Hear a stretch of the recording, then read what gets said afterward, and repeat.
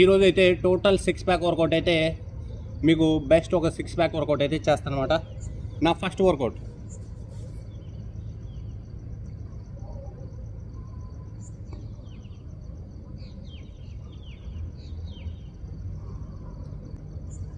నా second work out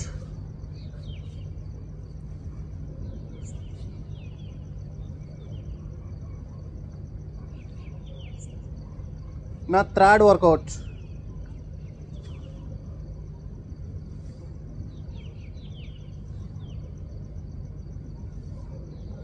నా fourth work out